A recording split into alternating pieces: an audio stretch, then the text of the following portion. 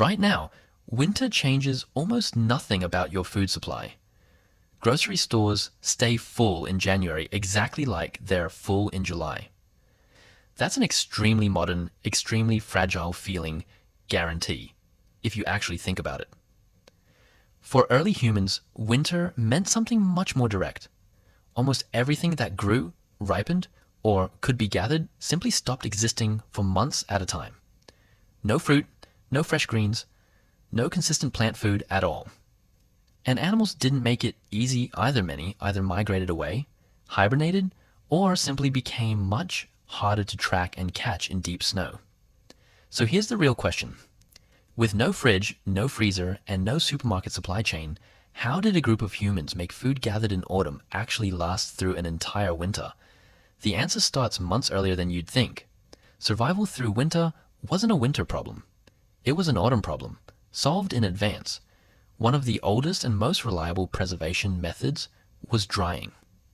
Thin strips of meat, hung in the sun and wind, lose most of their moisture, and without moisture, the bacteria that cause spoilage simply can't grow. Dried meat could last for months without refrigeration, and it was light, portable, and calorie-dense, everything a group needed to carry a food supply through a long, lean season. Smoking was another major technique, often used alongside drying. Hanging meat over a low, smoldering fire not only dried it further, but coated it in compounds that actively slowed bacterial growth. The smoky flavor you associate with certain modern foods today is essentially a leftover signature of a technique that was originally about survival, not taste. Cold itself became a tool too. In regions with reliable freezing temperatures, early humans figured out that burying food in snow, ice, or frozen ground effectively created a natural freezer. Frozen storage pits, dug into permafrost or packed snow, could keep meat edible for extended periods since bacterial growth slows dramatically at low temperatures. Fat storage mattered just as much as meat storage. Rendered animal fat, sometimes stored in sealed skins or containers, provided an extremely dense, slow-burning source of calories exactly when it was needed most. In particularly harsh environments, this fat could end up being more valuable calorically than lean meat itself, since fat delivers more than double the energy per gram. Plant foods got their own preparation too. Nuts, seeds, and certain roots, if properly dried and stored in cool, dry conditions, could last through an entire winter without rotting. Storage pits dug into dry ground, sometimes lined with grass, bark, or hide to control moisture, functioned as an early version of a root cellar, protecting food from both spoilage and animals looking for an easy meal. None of this preparation was guesswork. Groups had to accurately estimate exactly how much food a winter would require and get it wrong in either direction at real cost.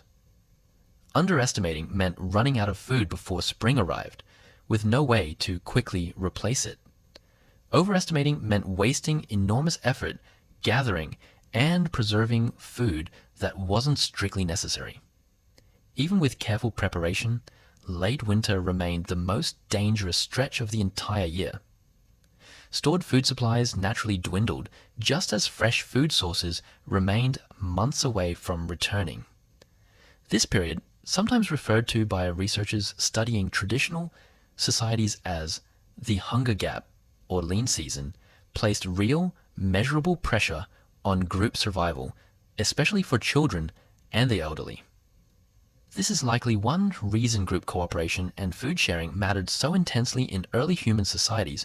A group that pooled and rationed resources carefully had meaningfully better odds than individuals hoarding separately. Some anthropologists argue this seasonal scarcity pressure was a genuine driving force behind early social bonds, reciprocity norms, and even long-distance trade relationships between separate groups. A neighboring group with a slightly better harvest one year might trade surplus food for tools, favors, or future obligations, a rough early version of the safety nets modern societies eventually formalized. So surviving a caveman winter wasn't really about toughing out the cold in the moment. It was about a season of careful, deliberate planning that started long before the first snowfall. Drying, smoking, freezing, fat rendering, careful storage, accurate estimation, and genuine group cooperation. All of it working together quietly to get a group of humans from one autumn harvest to the next. So the next time you walk past a fully stocked freezer aisle without a second thought, remember that behind that convenience is a problem humans spent tens of thousands of winters carefully learning how to solve.